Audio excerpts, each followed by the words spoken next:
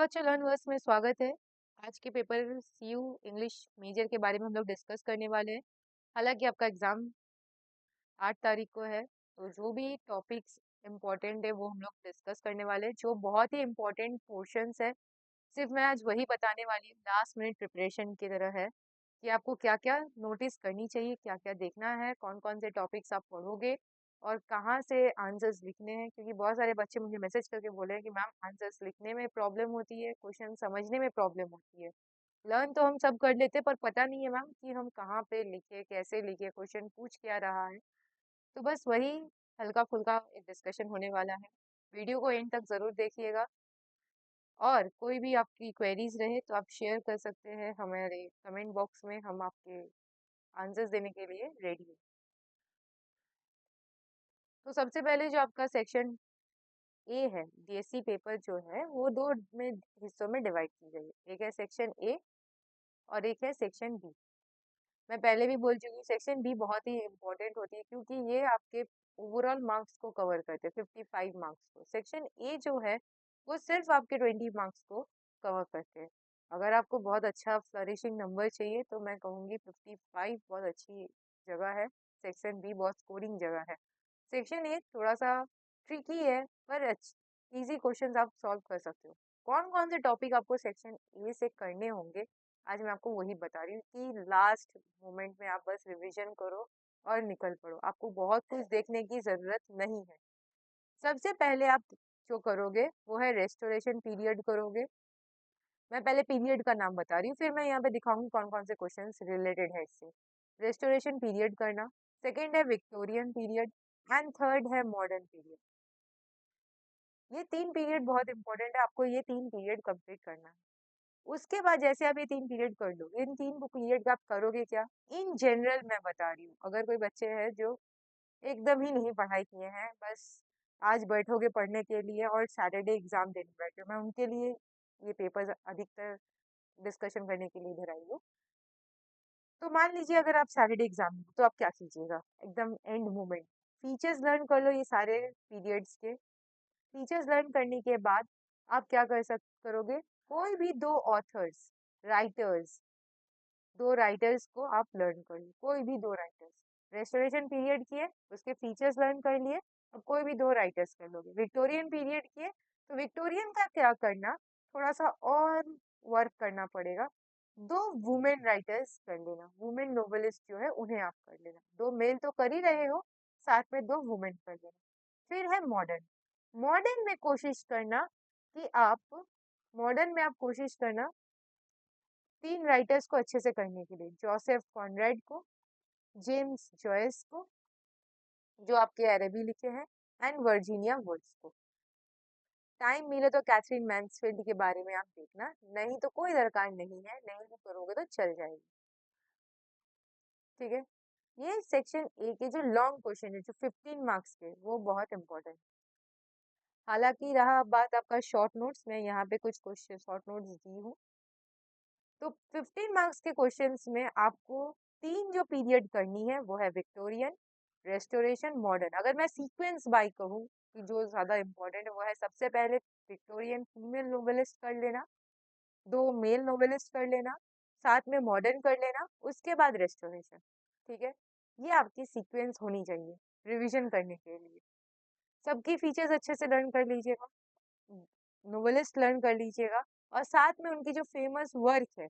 आप ये नहीं कि सिर्फ नोवेलिस्ट लर्न किए। देखो क्या होता है राइटिंग्स में, जब आप लिखते हो, फॉर एग्जांपल आप विक्टोरियन पीरियड लिखते हो, विक्टोरियन पीरियड जब आप लिख रहे हो तो आपको बताना होगा ये एज किस लिए इम्पोर्टेंट है।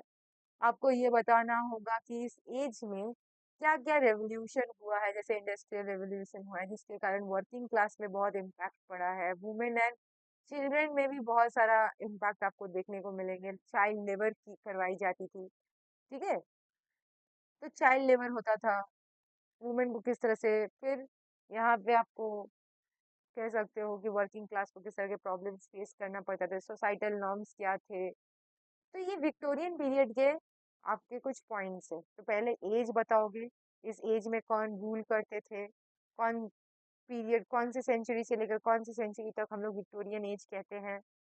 ठीक है, फिर रेवोल्यूशन के बारे में बात करोगे, फिर वर्किंग क्लास के बारे में, चिल्ड्रंस के बारे में, चाइल्ड लेबर के बारे में, सोसाइटल नॉर्म्स के बारे में, रीडिंग नॉवेल्स की कितनी इम्पोर्टेंस हो गई थी, ये सारी चीज जब आप फीचर्स में बता दोगे, उसके बाद आप क्या करोगे, दो मेल्स राइटर्स के बारे में आप बताओगे।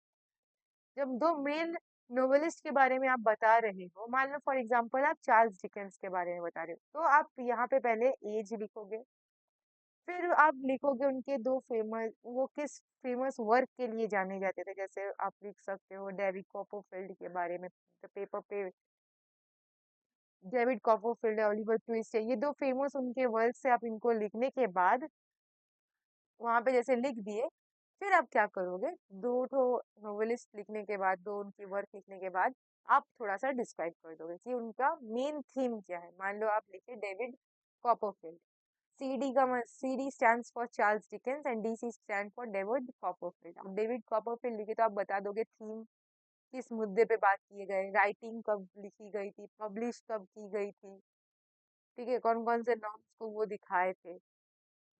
Same goes with the female novelist. मान लीजिए आप शार्लेट ब्रॉन्टे के बारे में लिखें, शार्लेट ब्रॉन्टे के बारे में आप जब लिखेंगे तो आप वहां पे एमा के बारे में लिखेंगे। तो जब आप यहाँ पे एमा के बारे में लिख रहे हैं, उनकी पब्लिकेशन के बारे में बताइएगा, या वुदरिंग हाइट्स जो लिखी हैं एमा ब्रॉन्ट, एमिली ब्रॉन्टे, वुदरिंग हाइट्स उनकी बहन है, उनके बारे में बताइएगा, गॉथिक नोबल है ये। तो थीम, एज, राइटिंग, पब्लिश, कौन कौन से मुद्दे पे बात किए गए हैं, आपको एक आंसर्स में यही लिखने होते हैं, इससे ज्यादा आपको कुछ नहीं लिखना होता है, ठीक है। तो ये है विक्टोरियन। सेक्शन ए में मैं बस एक एग्जांपल दी कि किस तरह से आंसर्स आपको लिखने हैं। अब हम नेक्स्ट टॉपिक में जा रहे हैं कि विक्टोरियन नोवेल्स में आप देख सकते हैं किस तरह के यहाँ पे क्वेश्चंस आपसे पूछे गए हैं। देख लीजिए, पहले तो देखो ऑगस्टन एज सटायर, ये सेम है रेस्टोरेशन पीरियड। मान लो वहां पे आपको एग्जाम में पूछा, give an account of restoration period with particular reference to any two authors और novelist, the invigilator asking the same question, you don't have to worry about it, he or she just trick the question, वो बस tricky बनाया है, nothing else. Second देखो 18th century periodical pros. अब periodical pros है तो same है, restoration period है, बट पीरियोडिकल प्रोज लिखे कौन थे, पीरियोडिकल प्रोज के थोड़े नाम आपको जान के रखने होंगे। जैसे ऑगस्टिन सटायर में दो फेमस है, वो है डैनियल डेफॉय एंड जोनाथन स्विफ्ट। ये जैसे ऑगस्टिन सटायर्स लिखते थे, पीरियोडिकल प्रोज में दो फेमस थे, एक है आपके रिचर्ड स्टील, दूसरे है आपके जोसेफ एडिसन, ठीक है, द टॉटलर एंड द स्पेक्टेटर।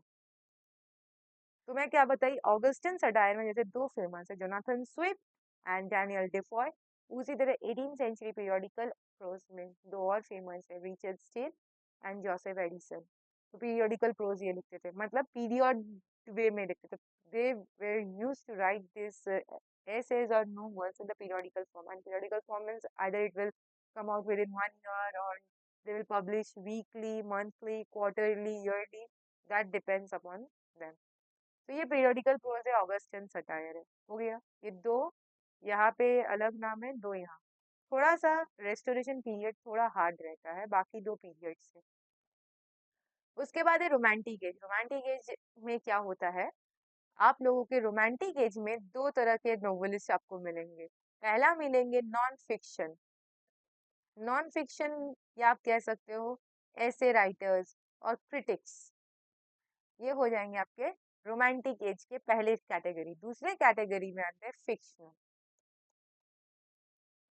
तो नॉन फिक्शनल ऐसे क्रिटिक्स में आप चार्ल्स लैम्ब को ला सकते हो, वर्ड्सवर्थ की प्रीफेस टू लिरिकल बैलेड है, सैमुअल कोलरिज की बायोग्राफिया लिटरेरिया है, so you can write about that। Fictional में आप जेन ऑस्टिन को भी लिख सकते हो, ठीक है। Jane Austen was the writer who comes at the end of you can say romantic and the beginning of the Victorian। आप अगर आप कंट्रोवर्शियल नहीं होना चाहते हो, आप मैरी शेली के बारे में लिख सकते हो। Mary Shelley the wife is wife of P V Shelley, and she wrote the famous writing Frankenstein. तो आप फ्रैंकेनस्टाइन के बारे में बता सकते हैं, it's a gothic novel, how she come with that idea, what are the theme you can see in that. तो ये जो फिक्शनल है, ये रोमांटिक के सेकेंड पोर्शन में आते हैं, ठीक है। तो यहाँ तक I think so as far as you writers are, you have come and you have understand that what writers want writing in the essays। तो यहाँ तक आप लोगों को क्लियर हो चुका। अब हम लोग क्या करेंगे, नेक्स्ट टॉपिक में जाने वाले हैं।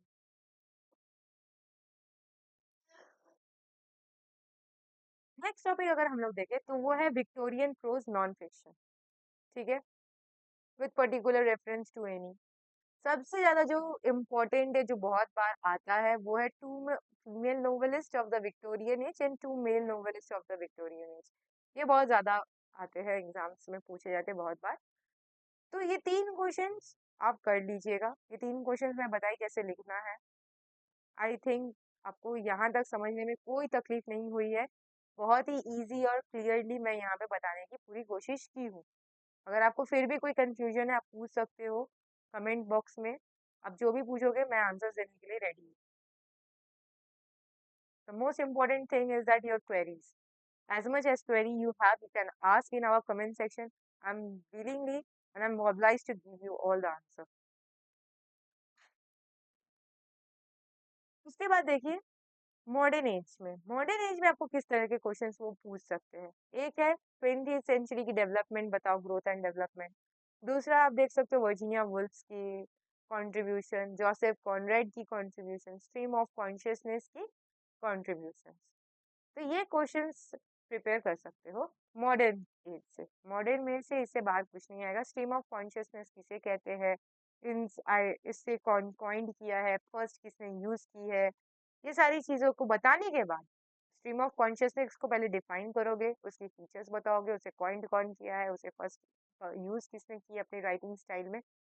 Secondly in the body start giving example, writers किस किसने यूज किया। वर्जीनिया वुल्फ की राइटिंग में आपको मिल जाएंगे, जोसेफ कॉनरेड की राइटिंग में मिल जाएंगे, जेम्स जॉयस की राइटिंग में मिल जाएंगे। वर्जीनिया वुल्फ की आप to the lighthouse describe करके बता सकते हो, जोसेफ कॉनरेड की आप लॉर्ड जिम और हर्ट ऑफ डार्कनेस बता सकते हो, जेम्स जॉयस का portrait of the young artist, ये आप कर सकते हो।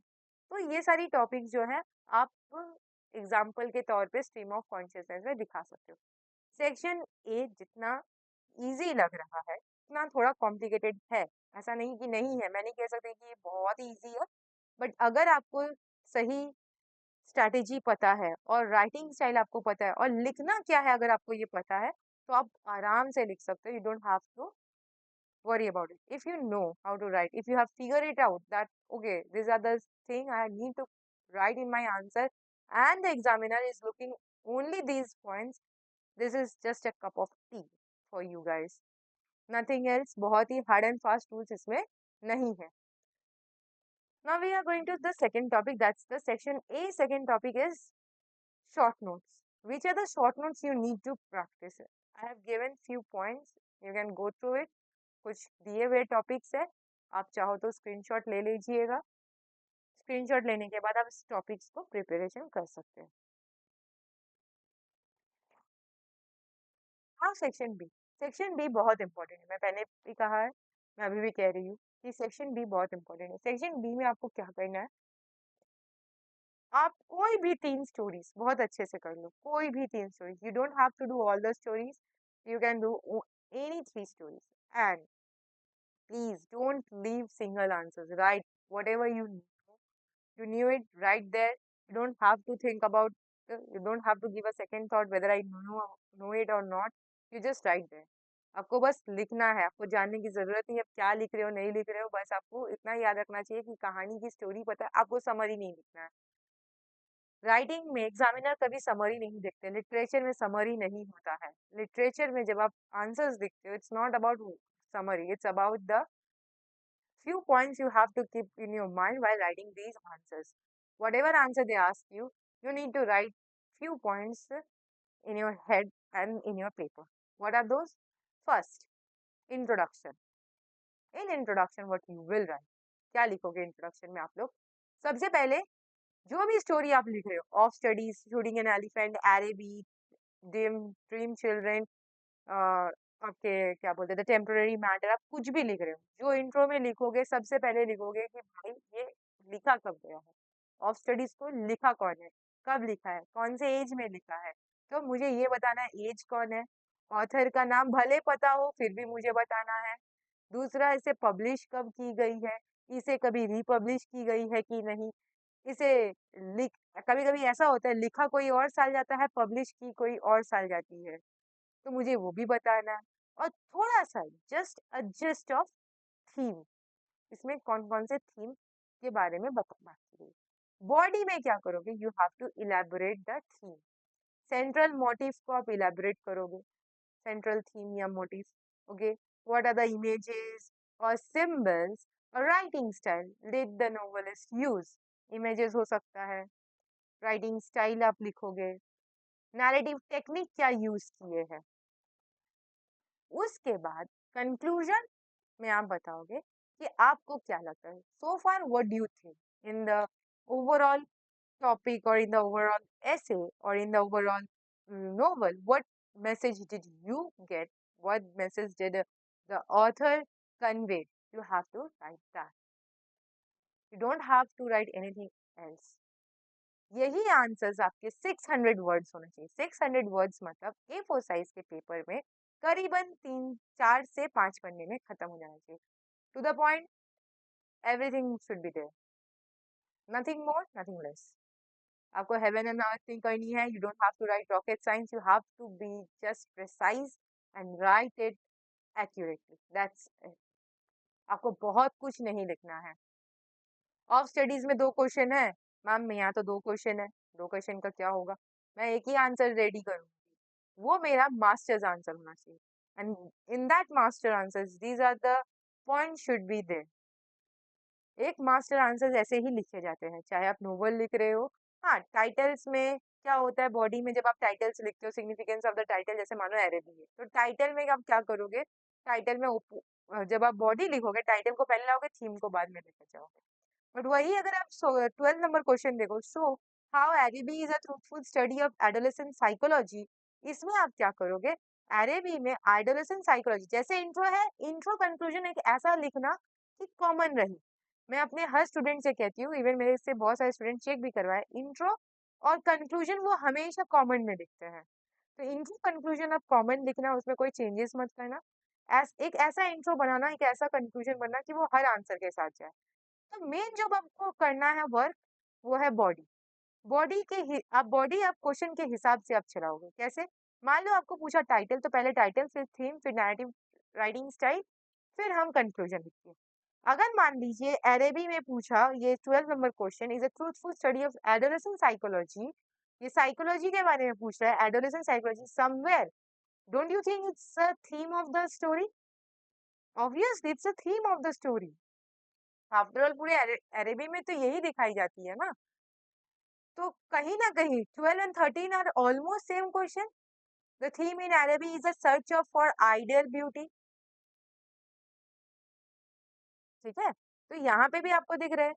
तो तीन जो क्वेश्चंस है, यहाँ पे तीनों क्वेश्चन आपको समझ में आई ना, कि घुमा फिरा के कैसे पूछा गया। And discuss the theme in अरेबी in search for ideal beauty, discuss. कोई क्वेश्चन ऐसी है नहीं आगे पीछे कि भाई बहुत हार्ड है, बहुत easy question. What happens at the end of अरेबी, the person who used to be adolescent now acting like a little bit mature, he experienced the phase of adolescence, the narrator faced that uh, phase, and now he cope out from there. So somewhere you can understand what happened at the end of the story. What was the central conflict? Adolescent psychology. Whether to express his feelings or not, whether that was a love or not, whether that was a infatuation or something else. That was the story in Arabic. तो अब समझ में आई कहानी में मुझे लिखना क्या है। Same case goes with shooting an elephant. You will see from question number 3 to 7. I'm going to analyze this for you. How to Understand the question, how to write the answer. If you don't know the answer, how to make the answer at that point only. आपको सब पता है, बस आपके दिमाग में उसको निकालने की जरूरत है. You know each and everything. You just need the right fuel to take all those points out. For example, देखो elephant symbolize क्या करती है shooting an elephant में. Second देखो Orwell's narrative technique क्या है. Third देखो episode of shooting an elephant. Somewhere the question number 3 and 5 are related. 4 and 6 are related. And 7 is over the whole thing. 7 पूरा answers है. अगर आपके पास क्वेश्चन आंसर्स नहीं है और अगर आपको नोट्स बाय करना है एट द एंड मोमेंट में, आप नोट्स बाय कर सकते हो. ज़्यादा कॉस्टली नहीं है. 199 जस्ट फॉर दिस 2 days. मैं इस 2 days के लिए प्राइस सिर्फ 199 रखी हूँ. अगर आपको क्वेश्चन आंसर समझ में नहीं आ रहे, कैसे लिखना है, क्या है, नोट्स आपके पास अवेलेबल नहीं है, देखो कोई भी चीज़ यहाँ पे फ्री पे तो मिल नहीं रहा है. 199 प्राइस है, आप बाई कर सकते हो. आपको पूरे DSC 2 पेपर उसमें सॉल्व मिल जाएंगे. सारे क्वेश्चंस उसमें मौजूद है, सारे आंसर्स उसमें मौजूद है. बस आपको लर्न करना है, देखना है कि भाई मुझे किस तरह के आंसर्स प्रिपरेशन करके एग्जाम में देने हैं, तो वहाँ पे मौजूद है. 199 प्राइस है, आप ले सकते हो. That's it. टॉपिक मैं कहूँगी of shooting, sorry shooting an elephant of studies. अरे भी ये 3 बहुत इजी है, ये 3 कर सकते हो. साथ में आप चाहो तो ड्रीम चिल्ड्रन कर लो. खत्म. 4 टॉपिक्स आर एनफ. अगर मान लो एक भूल भी जाते हो तो दूसरा है आपको बचाने के लिए. And that should be your backup. I think so far I have clear all the queries. जो भी आपकी क्वेरीज थी, जो भी क्वेश्चंस आपको समझ में नहीं आ रहा था, आंसर्स कैसे लिखना है, क्या लिखना है, किस तरह से आपको अपने आंसर्स में रिप्रेजेंट करना है, ये मैं यहाँ पे सब बता दी. अगर फिर भी आपको कोई क्वेरीज है तो आप मुझे कमेंट कर सकते हैं मेरे यूट्यूब चैनल पे, इस वीडियो के नीचे पे. आप कमेंट करके बताइए दीजिएगा, मैं आपका आंसर्स देने के लिए रेडी हूँ. और एग्जाम के बाद जरूर बताना कैसे एग्जाम्स गए, how was the paper and how have you attend. Paper बहुत इजी आने वाला है, टेंशन मत करना, बहुत ही लीनियंट होगा paper. You don't have to worry about it. Just believe at yourself that you have the power, you know everything and you can write it. ज़्यादा किसी की बात पे जाना मत, ज़्यादा टेंस्ड मत हो जाना. 75 पेपर है, मैं 75 को पूरे यहाँ पे इलस्ट्रेट कर चुकी हूँ, कैसे कहाँ क्या लिखना है, नहीं करना है, पूरे ब्रीफली एक्सप्लेन कर दी. I think you shouldn't have any kind of problem. But अगर है, नो वरीज. आपके पास कल का पूरा दिन है, तो कल बैठकर आराम से करना. आज कर सकते हो कि आज आप कर लो, सेक्शन बी देख लो, सेक्शन ए कल करो, या सेक्शन ए पे आज देख लो, सेक्शन बी कल देखो. Enough time you have. And trust your self, don't trust any one else. Have faith on your self, trust your self. That's it. अब देखो सेक्शन बी में जो लॉन्ग क्वेश्चन है वो मैं यहाँ पे बता दी. अब यहाँ पे आपके कुछ शॉर्ट क्वेश्चन है, शॉर्ट टाइप क्वेश्चन है फॉर बी 5 मार्क्स, वो भी मैं यहाँ पे दे चुकी हूँ. आप चाहो तो इसकी भी स्क्रीनशॉट ले सकते हो. पब्लिश जिस साल हुआ है ये याद रखना, कौन से एज में इसे लिखी गई है इसे भी याद रखना, क्या मैसेज दिया जा रहा था इस स्टोरी में उसे याद रखना, थीम क्या है, राइटिंग स्टाइल क्या है, ये याद रखना है. देखो सेमेस्टर 2 बहुत इजी है, सेमेस्टर 3 से तो बहुत इजी है. सेमेस्टर 3 थोड़ा सा डिफिकल्ट होगा, हर सेमेस्टर में ऐसे है. अब रहा बात सेक के पेपर में. सेक के पेपर का मैं कोई वीडियो पर्टिकुलरली बनाई नहीं हूँ, पर मैं सोच रही हूँ बना लूँ. अगर आप लोग कहोगे, अगर आप लोगों को सेक के पेपर में भी वीडियो चाहिए तो कमेंट करके ज़रूर बताइएगा. सेक के पेपर का थोड़ा सा मैं डिस्क्राइब कर देती हूँ. पेपर आपके जो होंगे, एक आएंगे क्रिटिकल अप्रिसिएशन लिखना, critical appreciation of the poetry, आपको ये लिखने होंगे. ये आपके होने वाले हैं 25 मार्क्स के, नहीं नहीं सॉरी 20 मार्क्स के, ये 20 मार्क्स के होने वाले. फिर दूसरा जो आपका होगा, और इसमें critical appreciation of the poetry, इसमें 2 पोइट्री दी जाएगी जिसमें से आपको कोई एक लिखनी होगी. ठीक है. दूसरा आपको दिया जाएगा write a substance as well as a critical note. जो भी बच्चे प्रेसी राइटिंग किए हो, उन्हें ये पता है। तो ये ऑलमोस्ट आप कह सकते हो प्रेसी राइटिंग की तरह है पहला वाला पोर्शन। और सेकेंड वाले पोर्शन में आपको क्रिटिकल नोट देनी है, क्या मैसेज कन्वे कर रहे हैं ऑथर राइटर जो भी आपको वो टेक्स्ट दिए गए हैं। ये भी आपको 2 दिए जाएंगे, एक करने में। अब जो थर्ड टॉपिक है वो आपके एसेस रहने वाले। अब एसेस कितने टाइप के होते हैं ये आपको अगर पता है तो बहुत अच्छी है। नैरेटिव होती है, डिस्क्रिप्टिव होती है, आर्ग्यूमेंटिव होती है। तो एसेस कितने टाइप के होते हैं ये अगर आपको पता है तो बहुत अच्छी बात है। आपको समझना होगा क्या एसेस आपसे पूछे गए हैं, और आपको 4 टॉपिक्स दिए जाएंगे। उस 4 टॉपिक्स में आपको लिखने होंगे, कोई भी एक टॉपिक का, जो आपके 35 मार्क्स के होने वाले हैं। समझ में आ गई आप लोगों को? अब हमको लगता नहीं है कि आपको कोई डाउट है, कोई क्वेरी है। पेपर बहुत इजी होगा, बहुत ही लीनियंट होने वाला है, आपको एनफ टाइम मिल चुका है। और जो बच्चे जॉब करते हैं, वर्क करते हैं, उनके लिए मैं बता दी हूँ क्या क्या पढ़ना है, क्या क्या पढ़ के वहां पे जाके लिख कर आना है। आपको कोशिश करो कि 75 मार्क्स तो अटेंड करके ही, 75 मार्क्स में आप कोशिश करो कि भाई मैं कम से कम, मुझे टारगेट रखना है 40। तो अगर आप 40 टारगेट करोगे तब जाकर आपको कहीं पे 23 पासिंग मिलने वाला है। ठीक है, दैट्स इट फॉर टुडेज। मिलते हैं नेक्स्ट वीडियो में, नेक्स्ट टॉपिक, न्यू टॉपिक के साथ। तब तक के लिए ऑल द बेस्ट, अच्छे से पेपर लिखना।